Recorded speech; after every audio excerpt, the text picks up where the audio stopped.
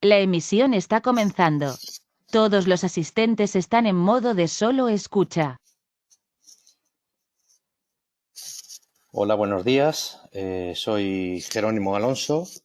Quería confirmar primeramente a través del chat si se oye correctamente para comenzar el webinario de esta mañana.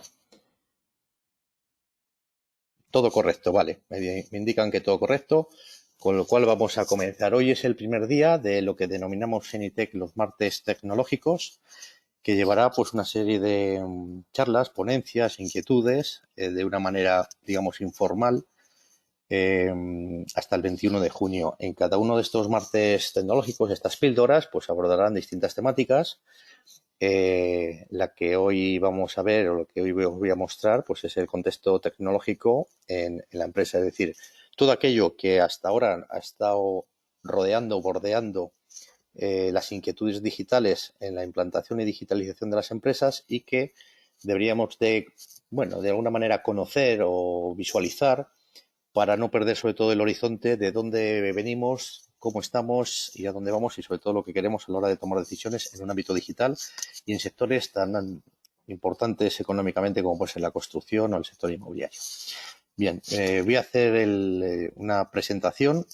En el chat podéis formular las preguntas que estiméis oportunas y en la medida de lo posible, en la última parte de la jornada, pues intentaré resolverlas o contestarlas. Haré primero una introducción a lo que es la parte del ITEC y por qué el ITEC está en todo este conglomerado tecnológico y después abordaremos pues exactamente el contexto tecnológico para ir martes a martes ahondando y concretando pues en tecnologías y utilities específicos o herramientas que tiene el ITEC a disposición de colegiados o tecnologías en las cuales de alguna manera participa el ITEC de una forma bastante activa. La presentación de hoy, pues como comentamos, sería esto, que las empresas se ven afectadas por los cambios disruptivos en entornos cambiantes y sobre todo hay una parte clave que es la adaptación de las personas. Toda la parte instrumental, metodologías, se nos pone a nuestro alcance y es evidente que estos directivos de empresa, con estos nuevos roles que aparecen, pues necesitan tomar decisiones y afrontar el verdadero cambio digital que se le presenta. Yo soy Jerónimo Alonso, soy representante de ITEC en Castilla y León en la parte centro. De formación, como veis ahí en la presentación, pues arquitecto, ingeniero de edificación. Bueno, me dedico a hacer beta tester de software y soy miembro de REX y BIM Manager acreditado. Desde hace tiempo el ITEC pues viene participando o viene desarrollando actividades en el ámbito de la construcción y sobre todo en la nueva construcción. De hecho, como podéis ver, ya el propio lema lo dice, construyendo futuro, ya desde 1978, que es cuando el ITEC se afianza como instituto tecnológico. Vamos a ver el porqué de este cambio disruptivo, qué visión podemos darle desde un instituto tecnológico o más allá de la gente que participamos en un instituto tecnológico y cómo esto puede afectar evidentemente a la toma de decisiones desde el punto de vista empresarial. Bien, ITEC, como con muchos de los asistentes, pues es un instituto tecnológico de la construcción, está en Barcelona, es una fundación privada sin ánimo de lucro y con representación dentro de los distintos sectores de la construcción, obras públicas y en ámbitos privados. Es neutral, independiente, transversal y multidisciplinar y lo que hace dentro de sus instalaciones pues es la generación y transferencia de conocimiento y de contenido pues para los distintos actores y agentes. Realmente es un punto de encuentro con capacidad de interlocución con la administración pública y con iniciativas privadas y proyectos tecnológicos, fundamentalmente. Tiene una ubicación, pues como veis, internacional, no solo nacional, con implantación en varios países, no solo de Europa, sino también en parte de Latinoamérica y Asia, y participa pues en distintas comisiones. Ahora, la metodología BIM, este asunto, pues es gran partícipe de la comisión de Construimos el Futuro, sobre las tecnologías a debatir en el sector de la construcción y sobre todo generando un alineamiento de los distintos actores. Ya ahí en Cataluña pues se publicó el libro blanco sobre la definición de la estrategia de la implantación BIM, o sea que aquí en Castilla y León todavía adolecemos de ello. Yo creo que en Cataluña está muchísimo más desarrollado. Madrid, aunque parezca que está más desarrollado, no lo está. Pero verdaderamente el empujón ha sido a través de IT, de las herramientas, de la preocupación. No solo eso, sino no es que participe solo en comisiones, sino que dentro del propio Instituto Tecnológico ha desarrollado pues estándares para la creación de objetos BIM, objetos tridimensionales. La charla no va a ser de BIM, va a ser tecnológica, pero bueno, estoy contextualizando un poco el instituto dentro de este paradigma tecnológico, ¿vale? Y también pues tiene entre sus fondos pues bases de datos, metabases, no solo de precios, sino con criterios paramétricos de sostenibilidad, elementos generados con el estándar, como digo, ECOP, que ahí tenéis la página web que podéis bajarles un estándar abierto para la creación de objetos. Y objetos que en un futuro pues tendrán unos parámetros, digámoslo, no inteligentes, pero que permitirán hacer determinadas acciones con ellos, no por otra cosa. Un edificio digital no es más que un conjunto de objetos con una serie de parámetros que interaccionan entre ellos para formar lo que podemos llamar un proyecto, una maqueta digital, un gemelo digital, unas build. Bueno, hay distintas definiciones, cada una es distinta, evidentemente, y lo abordaremos a lo largo de estos martes.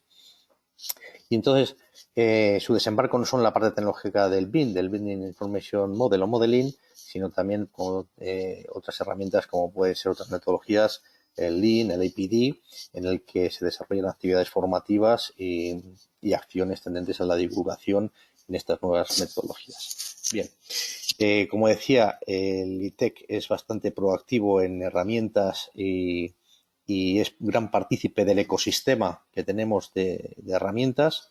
No es lo único que hace, evidentemente, pero hay una herramienta potentísima a manos de los técnicos, que son las bases de datos estructuradas.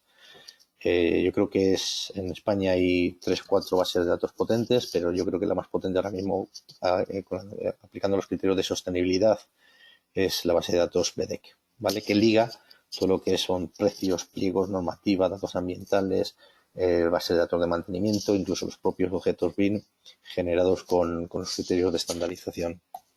Bien, como conocéis también, pues desarrolló TCQ, el tiempo, coste y calidad, como una herramienta en manos de los técnicos, y la joya de la corona ahora mismo, que es el TCQI en desarrollo, se va retroalimentando con el tiempo, y además un visor que incorpora TCQ en el propio software para la gestión de estas bases de datos. No quiero decir bases de precios porque hace muchísimas más cosas que todo ello.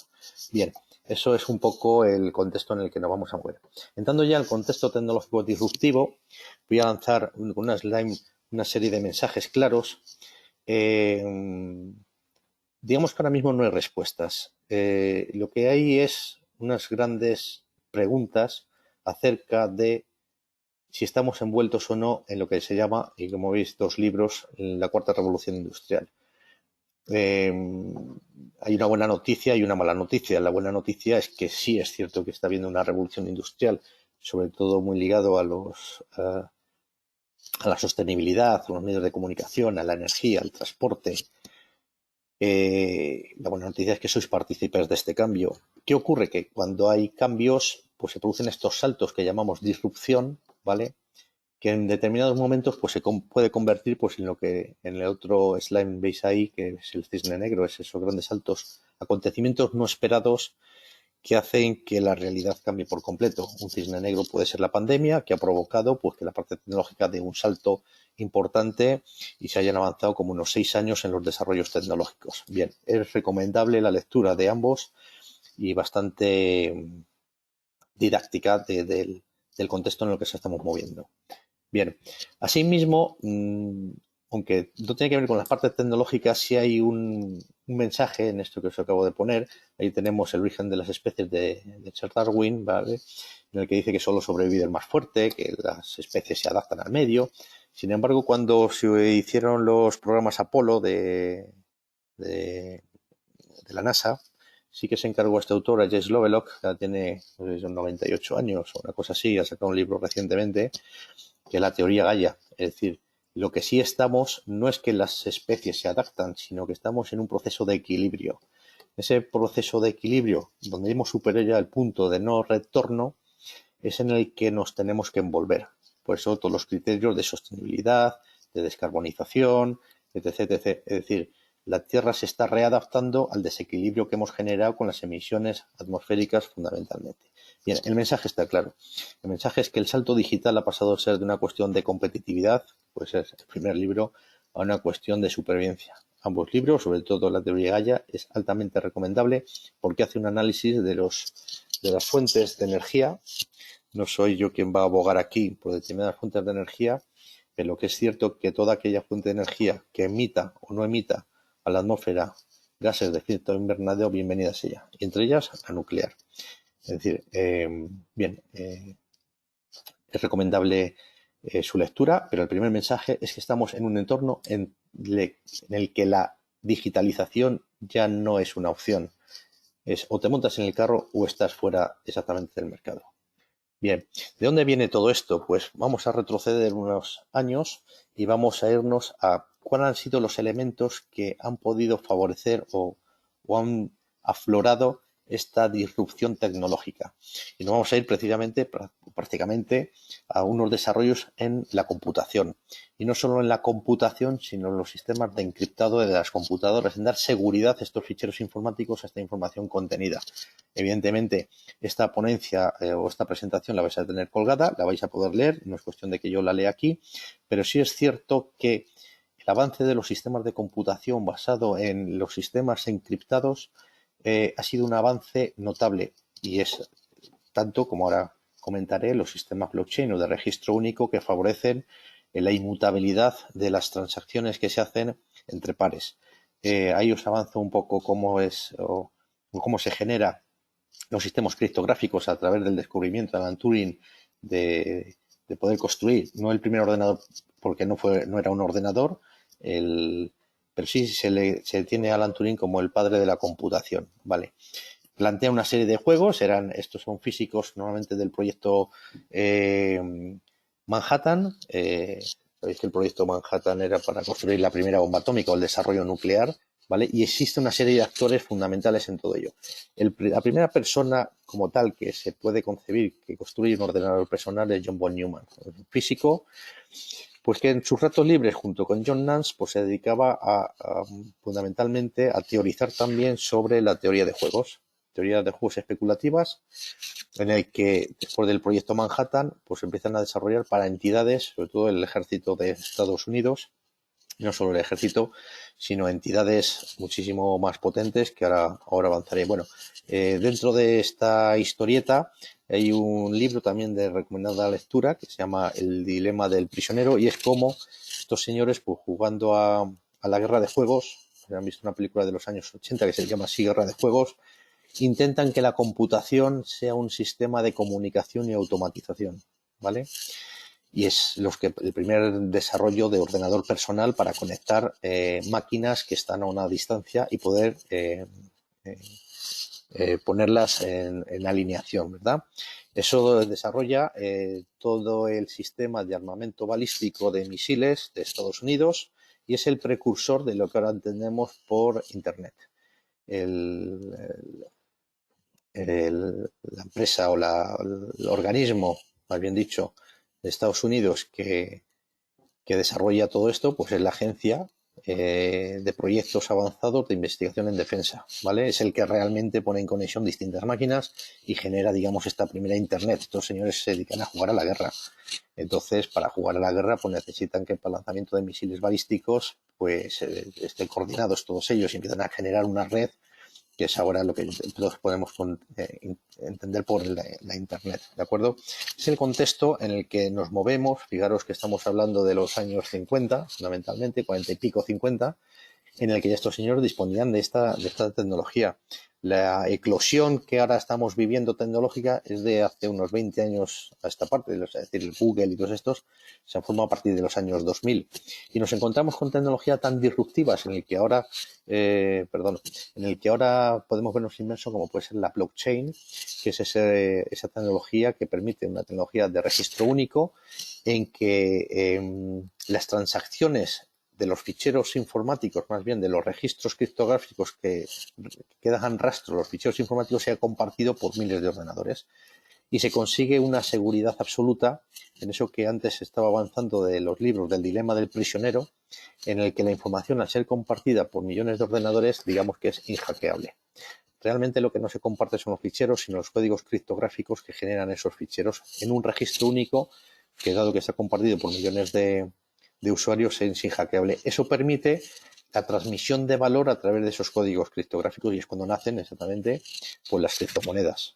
Ahora ya estamos un poco más avanzados, no solo con criptomonedas, sino que tiene sus usos pues en cadena de suministro o optimización de procesos, todo basado en lo que es un registro electrónico único o un notario fedatario de acontecimientos, hitos que suceden entre dos pares, es decir, de ordenador a ordenador.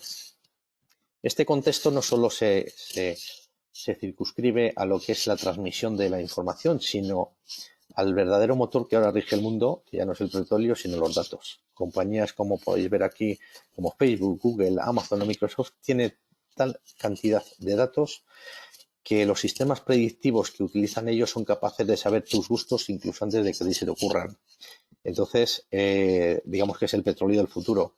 Las empresas tecnológicas o no tecnológicas, las empresas que quieran abarcar todo el desarrollo o el salto tecnológico, tienen que tener muy en cuenta fundamentalmente dos factores, que son sus datos, su custodia de datos y su business intelligence de esos datos. Es decir, sin datos evidentemente no se pueden tomar decisiones. Bueno, pues los señores que crean estas empresas tienen tantos datos de nosotros que son capaces de predecir exactamente incluso nuestro comportamiento.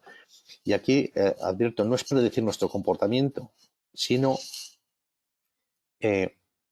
ahondar y estimular nuestro comportamiento en función de un fin determinado. Y eso es un poco más maquiavélico. Eso se utiliza mucho en publicidad, en espionaje, en elecciones. Esto lo hemos visto con las elecciones en Estados Unidos, cómo se puede incitar a través de la paquetización en grupos o segmentos de población de preferencia, cómo se puede incitar pues, a un cambio de voto, o se puede incitar a una compra, o se puede incitar, bueno, ahora mismo todos nuestros datos se beben a través de la telefonía móvil, fundamentalmente, y la radiofrecuencia, y nuestras tarjetas de crédito. Es decir, dónde estás, con quién te mueves, más allá de los datos personales, me interesan tus comportamientos. Bien, las empresas tienen que empezar a beber la recuperación de esas fuentes de datos para la toma de decisiones inteligentes de cara al futuro. Es lo que estaba comentando, que aplicar a las empresas estas metodologías en gestión de datos, no solo en la parte física, que puede ser la parte del BIM, sino más la explotación del Big Data. Es decir, si yo tengo una cadena de supermercados, si yo tengo una cadena hotelera, yo necesito tomar datos transversal a todo lo que sucede en mis activos. Y es donde nace realmente la parte de la información, que es el BIM, la parte de Big Data, y ahí aparece la palabra, pues el Business Intelligence, ese frontis que me da el cómo está la cosa en función de unos datos existentes y unos datos requeridos. Esa toma de decisiones se utiliza pues para estrategias de empresa, se utiliza para gestiones del cambio, se utiliza para operación y mantenimiento. Bien, desde el punto de vista del contexto social nos vamos a encontrar dos visiones totalmente antagónicas. Uno se desarrolló estos años del año 2015 aproximadamente, el Foro de Nueva York y el Foro Social de Porto Alegre, que lo que venía a decir fundamentalmente en el Foro de Nueva York es que la tecnología estaba muy bien y que íbamos a sustituir fundamentalmente el trabajo por capital, y el Foro Social de Porto Alegre lo que venía a decir es que eso, si no tiene una plasmación en las personas, pues de nada nos va a servir la tecnología. ¿Vale?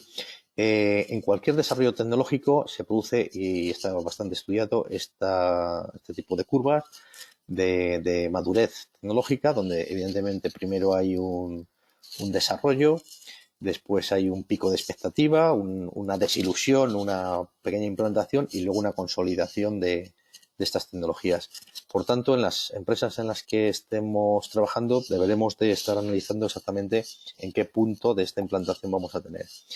Los cambios socioeconómicos, el contexto, pues ¿qué vamos a tener? Pues que estamos empezando a tener pues brechas digitales, no solo en el mundo, sino también en nuestras empresas, de aquel que no tiene ni firma electrónica, del que no sabe abrir un Word. Corremos el riesgo, como pongo aquí, de sustituir el trabajo por capital. evidentemente los robots pueden sustituir a las personas. Hay algunos partidos políticos que ya están pensando pues en lo que es la renta universal.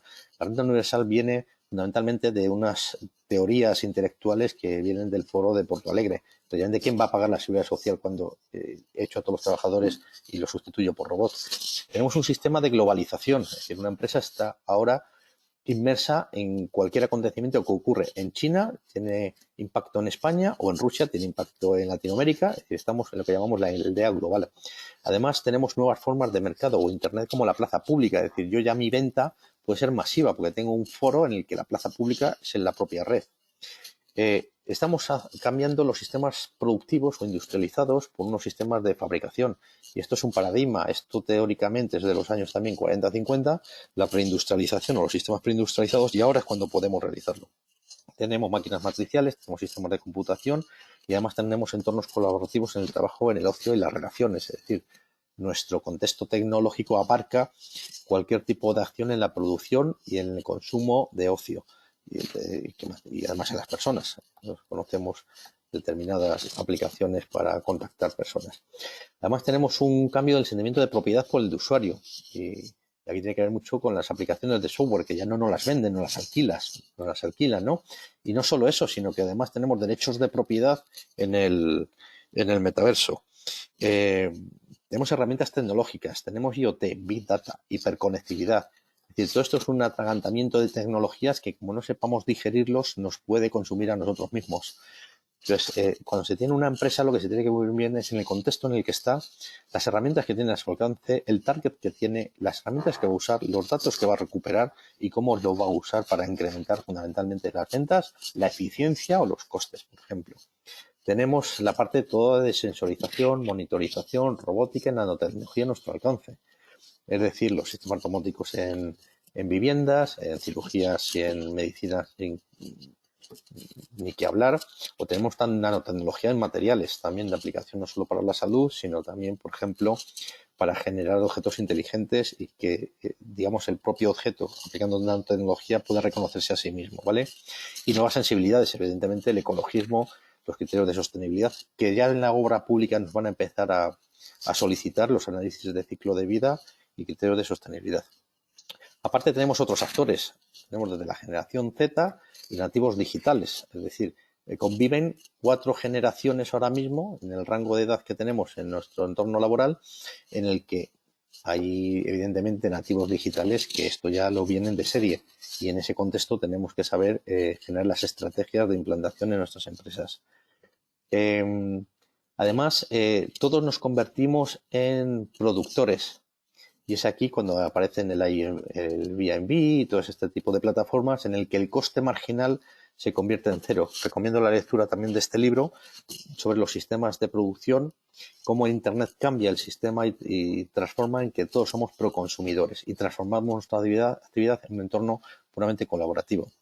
Además, tenemos incidencia en sistemas, energía, comunicación, publicidad, finanzas, en cualquier ámbito de la industria con las herramientas que utilicemos. El término disruptivo, pues como evidentemente pone esa foto, es aquel en el que un acontecimiento, un desarrollo, rompe por completo las reglas y crea un salto cualitativo en los avances.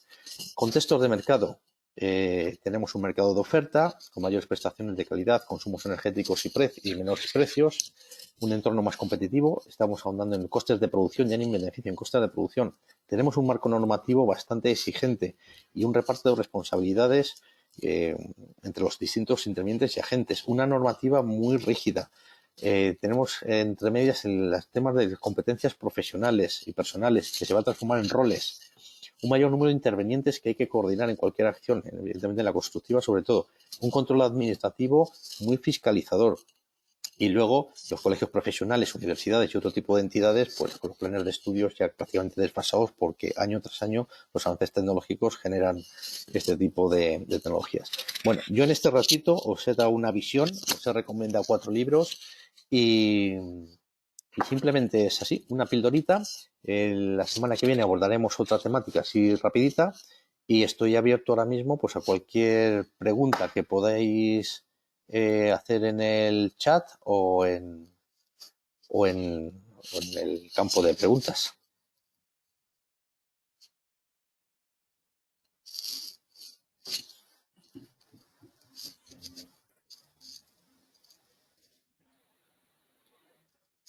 Bien, veo que no hay, a ver, no hay ninguna pregunta, con lo cual esta píldora de los martes con la cual iniciamos esta serie de webinarios, pues le voy a dar por concluida. Muchísimas gracias y espero veros el próximo martes. Un saludo.